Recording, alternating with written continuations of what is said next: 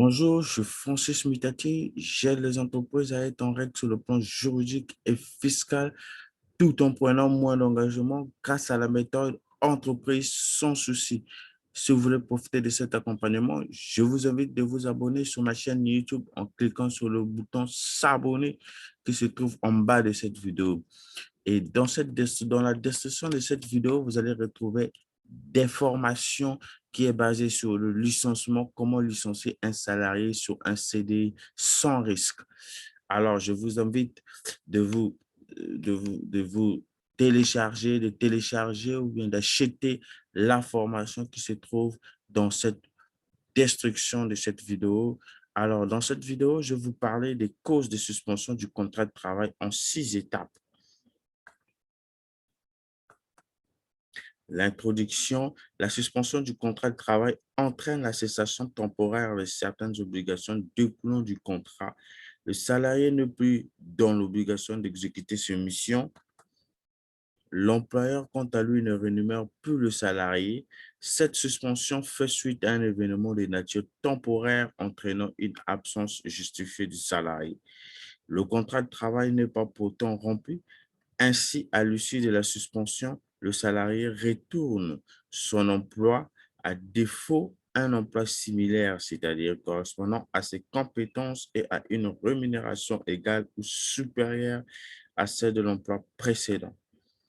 Attention, même si le salarié ne travaille pas, certains cas de suspension du contrat de travail lui permettant quand même de bénéficier de certains droits. Cette suspension implique donc lors de la reprise normale du contrat. Pourquoi les causes de suspension du contrat de travail, c'est un meilleur choix? Fin de l'introduction, les causes de suspension du contrat de travail en 6 étapes. La première étape, c'est le droit et devoir du salarié pendant la suspension. Durant la suspension du contrat de travail, les obligations contractuelles sont suspendues, le salarié ne fournit plus de travail et l'employeur ne lui verse plus de rémunération. Cependant, durant la suspension, le salarié conserve une obligation de loyauté envers son employeur. Elle se traduit par un ensemble de principes incluant le respect de l'obligation. Durant la suspension du contrat de travail, le salarié ne travaille pas, mais bénéficie de certains droits sous certaines conditions. Durant la période de suspension, le salarié peut toujours démissionner et être sujet à un licenciement pour motif économique. Ces deux modes de rupture du contrat sont alors soumis au même régime que lorsqu'il intervient dans le cadre d'un contrat non suspendu. La deuxième étape, c'est la suspension du contrat de travail pour l'arrêt maladie. L'arrêt maladie ou le congé pour cause de maladie entraîne la suspension du contrat de travail du salarié. Cette suspension est valable sous réserve que l'absence soit temporaire, justifiée par un certificat médical.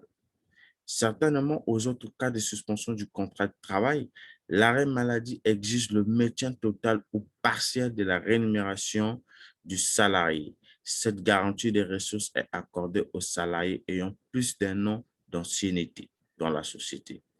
Contrairement aux autres cas de suspension du contrat de travail, afin de pouvoir en bénéficier, le salarié doit prévenir l'employeur et transmettre le certificat d'arrêt de travail dans le plus bref délai, ainsi que les éventuelles prolongations. Le non-respect de ces obligations peut constituer un motif réel et sérieux de licenciement. Fin de l'étape 2. Étape 3, la suspension du contrat de travail pour le congé de paternité. Les modalités du congé de paternité sous condition d'ouverture de droit. Les pères peuvent bénéficier du congé paternité. Il s'agit d'un congé supplémentaire de 11 jours qui s'ajoute aux 3 jours prévus par le Code du travail. Ces congés ne bénéficient pas forcément au père, mais à la personne conjointe. Le père devrait informer sur l'employeur par lettre recommandée avec accusé de réception pendant 1 mois au minimum avant le congé de paternité. L'employeur n'a pas le droit de s'opposer au congé.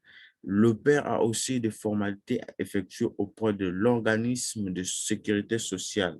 Si l'enfant si l'enfant n'est pas pour le père, il devra envoyer la copie intégrale de l'acte de naissance aux organisations de sécurité sociale. La quatrième étape, c'est la suspension du contrat de travail pour la maladie de l'enfant.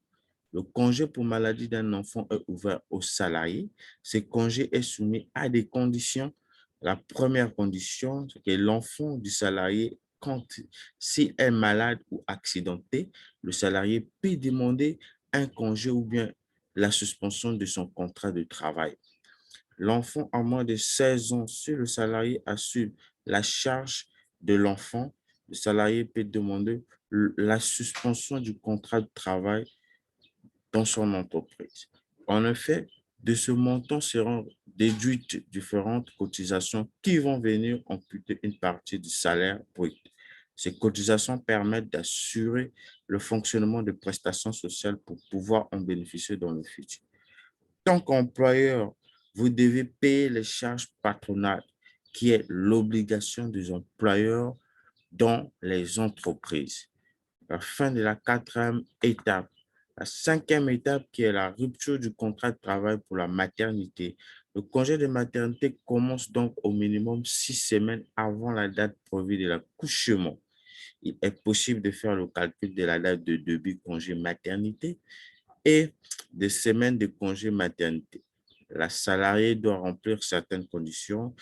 C'est justifié de 10 mois d'immatriculation, possession d'un numéro d'assurance d'assuré social à la date prévue de l'accouchement. La sixième étape, c'est la rupture du contrat de travail pour maladie professionnelle.